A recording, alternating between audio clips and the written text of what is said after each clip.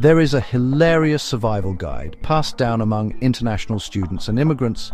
The moment your Chinese parents or in-laws arrive at your Western home, your beautiful, expensive lawn is officially on death row.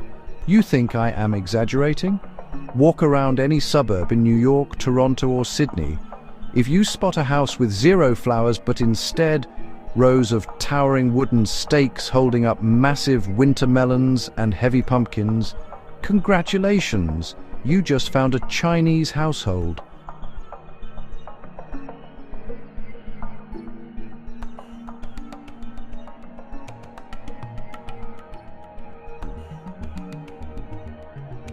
Westerners easily spend thousands of dollars a year on lawnmowers, specialized fertilizers, and weed killers just to keep their green turf perfectly uniform and green.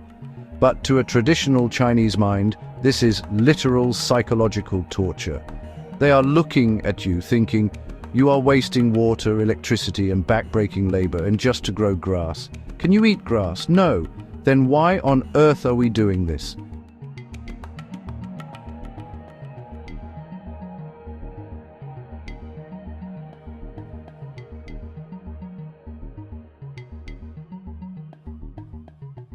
This fundamental clash of values boils down to a fascinating economic calculation, the 0% versus 7% paradox. For generations, Western suburban culture has viewed a pristine, useless lawn as a status symbol. It says, I am wealthy enough to own this land and waste resources on something purely aesthetic. It has a 0% economic return, but a high social value.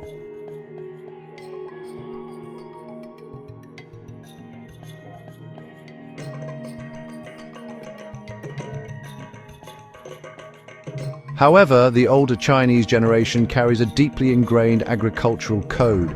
To them, land is a sacred resource meant to provide security. If they are going to sweat in the sun, that land better yield a 7% return in the form of fresh scallions, tomatoes, and organic bok choy.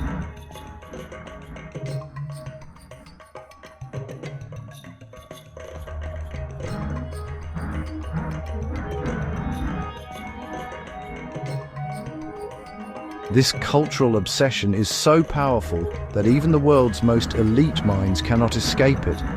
A few years ago, a group of Chinese parents moved to New Haven, Connecticut to take care of their children who were attending Yale University. They looked at the empty, barren campus borders and patches of unused dirt, and they simply could not help themselves.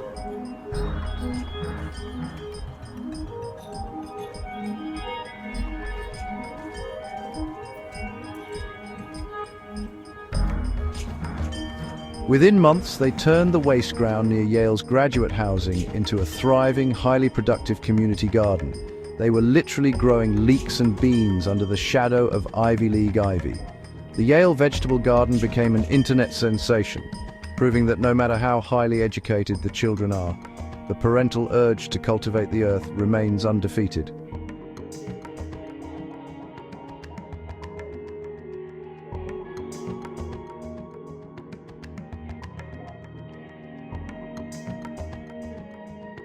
This brings us to what I call the supermarket scam.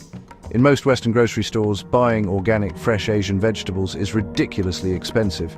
A tiny, sad plastic bag of green onions can cost $3. Chinese parents look at those prices and refuse to be scammed. By turning the backyard lawn into a grocery store, they are not just saving money, they are reclaiming control over their food supply.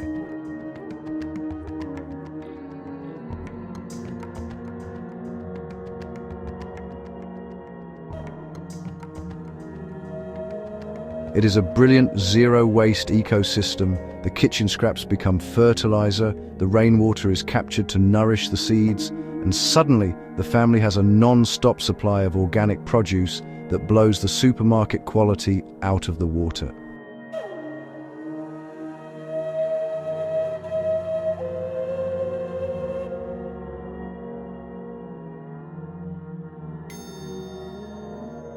So, it is a boundary dilemma of homesickness and affection. For many elderly parents who move abroad to live with their children, the language barrier is isolating, the culture is alien, and the suburbs can feel like a quiet prison.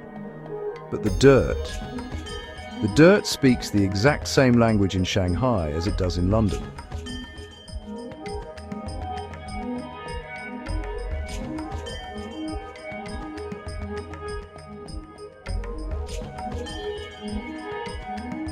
When they dig their hands into the soil, plant seeds, and tend to the sprouts, they are not just farming, they are curing their homesickness. They are creating a physical anchor of familiarity in a foreign land. And when they harvest those vegetables, they are handing you their ultimate expression of love, a plate of fresh, homegrown food.